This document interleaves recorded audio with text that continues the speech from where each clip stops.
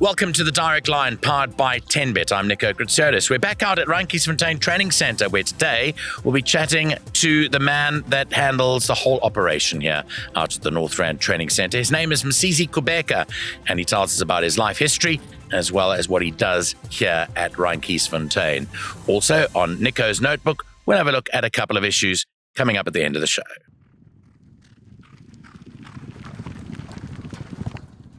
So welcome to the Direct Line, powered by 10Bet, and we decided to go outside for a bit, apart from sticking in the studio, and we're here at this magnificent training complex just north of Johannesburg on the way to Pretoria.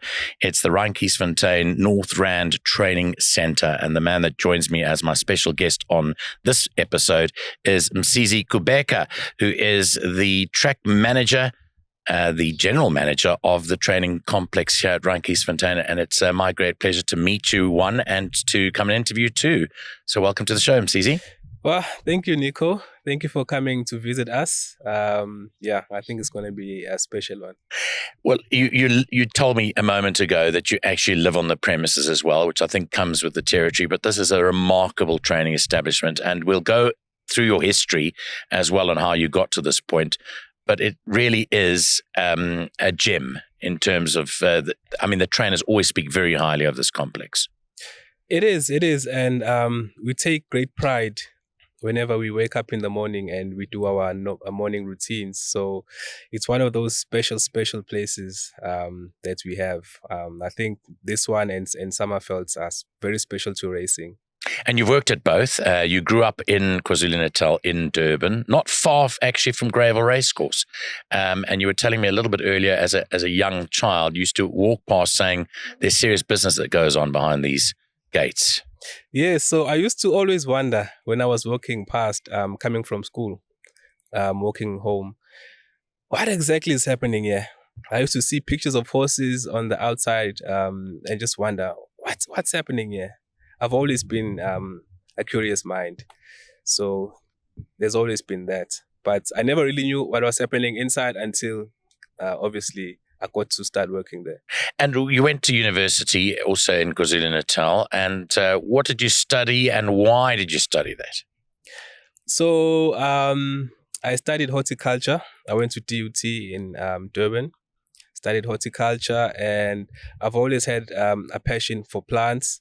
But more than that, it's always been turf. I've always been in love with turf. And grasses. Well, turf is grass. Yeah.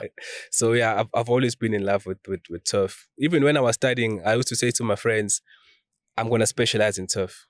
I'm not going to do the other side of horticulture, which is the landscaping and trees.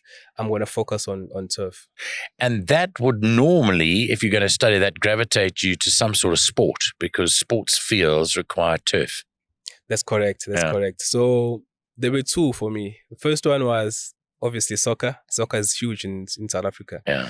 And then the other one was racing. And did you work in the soccer arena at all? I haven't had a chance to work there. I've always been in racing. So you got snapped up quickly. I mean, you must have did you start at Summerveld then from a training centre perspective? That's correct. Yeah. So immediately when I left varsity, I went to Gravel to apply, and then got an opportunity, started in Summerveld. I was there for over a year. After Summerveld, I went to Clearwood Racecourse. Lovely gem of a racecourse. It was a brilliant track. Lovely. So you must have been very disappointed when that closed. Oh my goodness. I still have the pictures from the closing. Yeah, the last day. Yeah. What a racecourse. So after that, I went to Ashburton. I was there for 7 years. Then, obviously, I came to the Highveld. And then you came up to the Highveld. Yeah. And you've been actually at this complex for about 4 years. Tell us a bit more about the place that we're sitting at today. So quite similar to Summerveld, it's also a very special place. Like I said, I'm enjoying it. My morning routines are brilliant.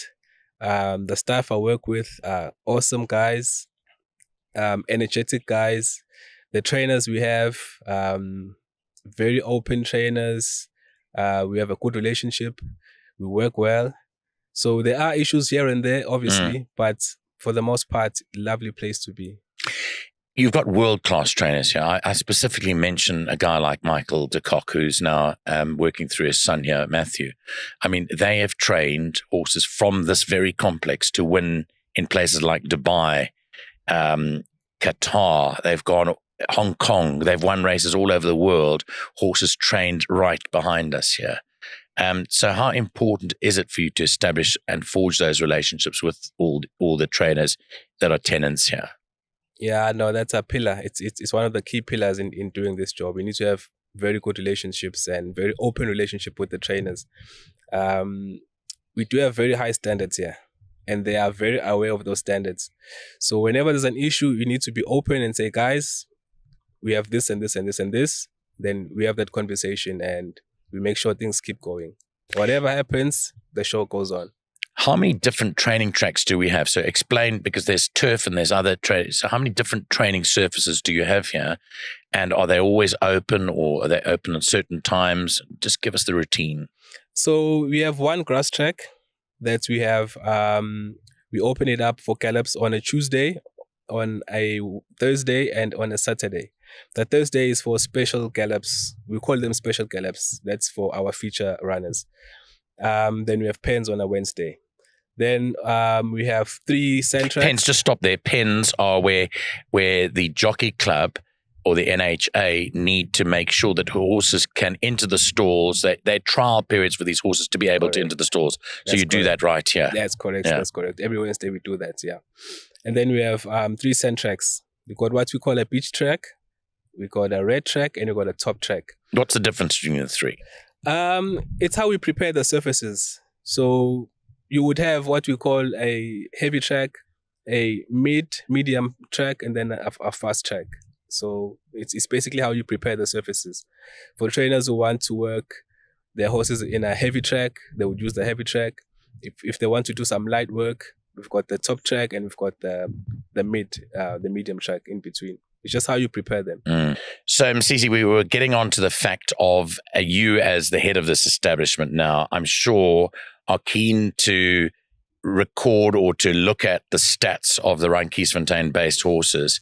Do you go and see how well you're performing against the other training centers? Yes, I do. I keep a keen eye on them, especially when I'm doing race day duties at the race courses. I keep a very keen eye on them.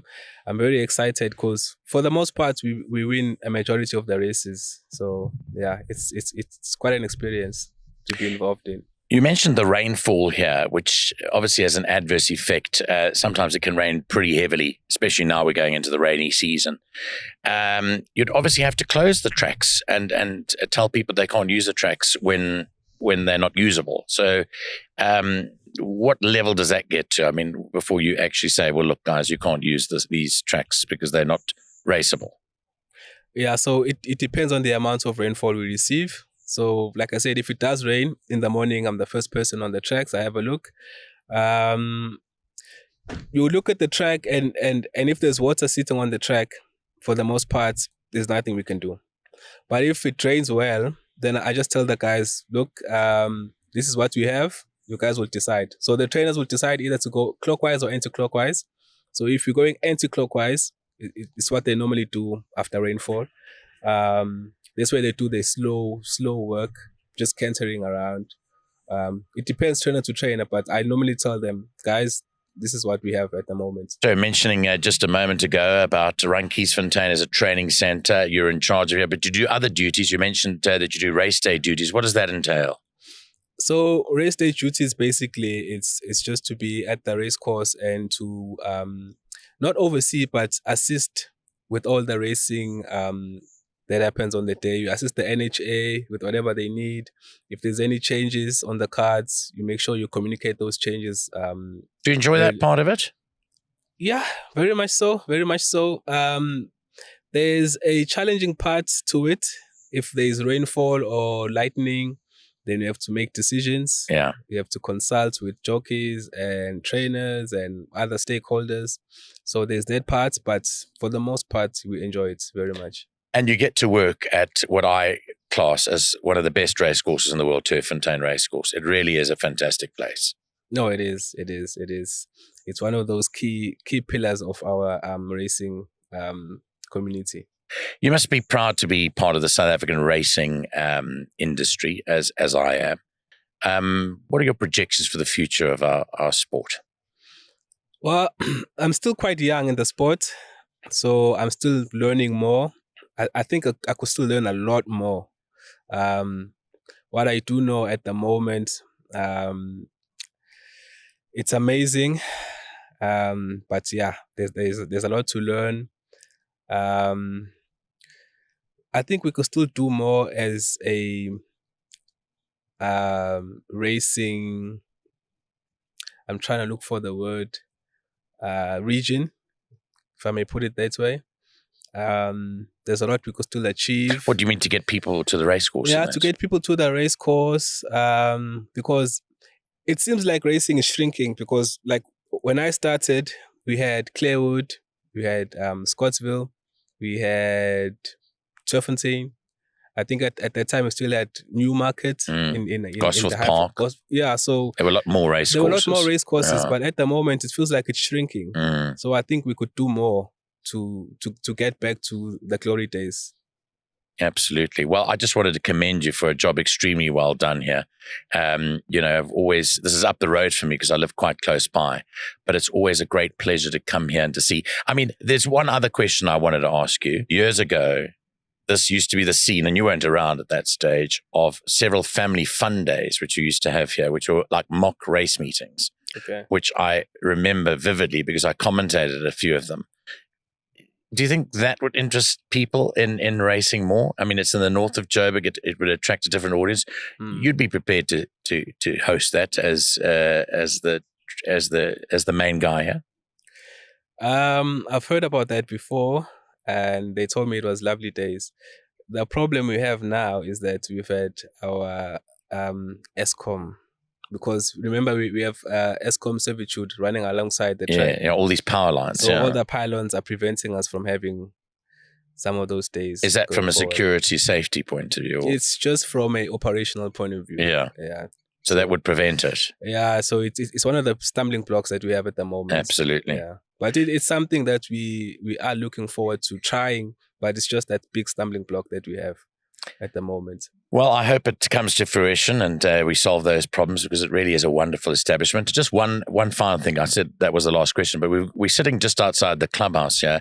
This place is open all the time, so people can come and have a look at it's called the North Rand Training Centre, but you can come and sit and enjoy the clubhouse and overlook all the trainers working their horses in the morning. And it's open 7 days a week, I think.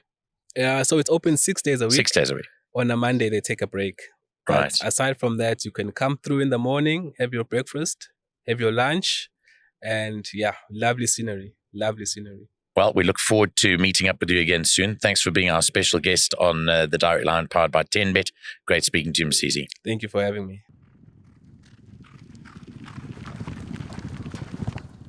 Well, our thanks to Msizi Kubeko, who is the course manager here at Kiesfontein Training Centre, and thanks to him for coming on the show.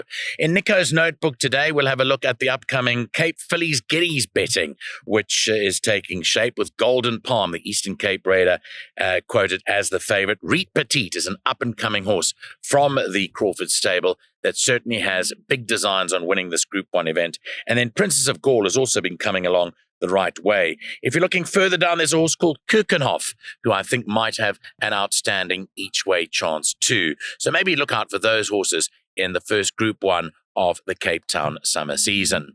Don't forget, we're looking for entries now into our new Direct Line powered by 10Bet competition, where you can win a 500 Rand 10Bet betting voucher weekly. We'll be giving that away weekly.